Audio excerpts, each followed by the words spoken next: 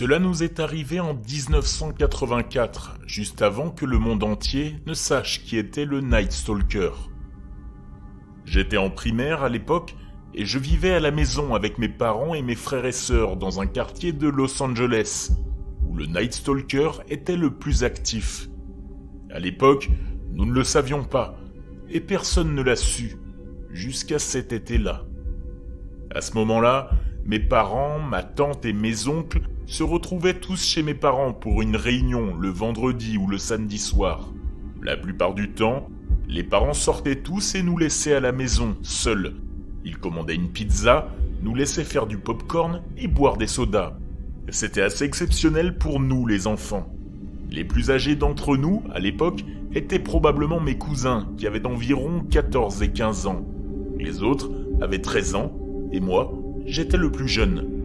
Un soir, tous nos parents, nos tantes et nos oncles sont venus, et ils ont fait comme d'habitude, ils nous ont commandé des pizzas. Et je me souviens que c'était la première fois que nous avions un magnétoscope. Nous étions la première famille de notre quartier à en posséder un. Nous, les enfants, devions rester seuls à la maison, et mon cousin avait loué 2 films. Je pense que c'était quelque chose comme Halloween ou Evil Dead, mais c'était la chose à faire, louer des films d'horreur, éteindre toutes les lumières de la maison et les regarder dans le noir. Cette nuit-là, nos parents nous ont laissés, nous les enfants, à la maison.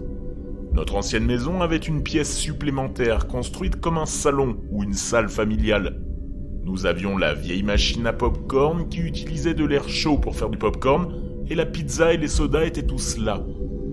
Comme nous étions nombreux, beaucoup de jeunes enfants ont été virés du canapé et des fauteuils inclinables et ont dû s'asseoir par terre.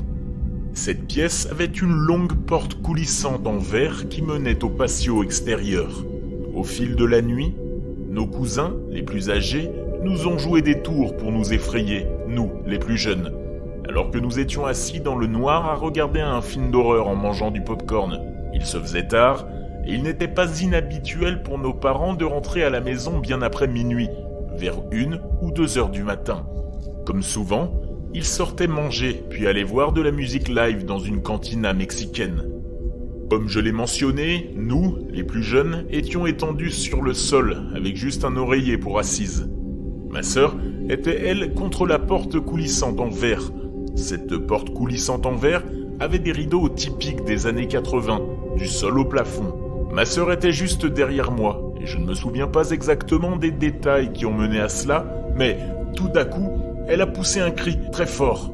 Nous avons toutes et tous sursauté, et bien sûr, nous avons pensé qu'elle avait fait ça pour nous faire peur, mais elle tremblait et était en larmes.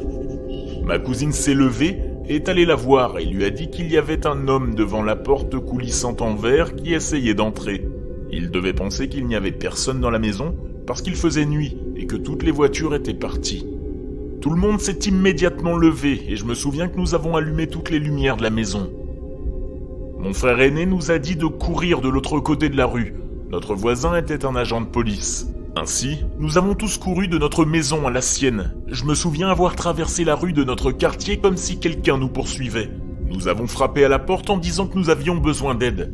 Sa femme a répondu et nous a laissé entrer.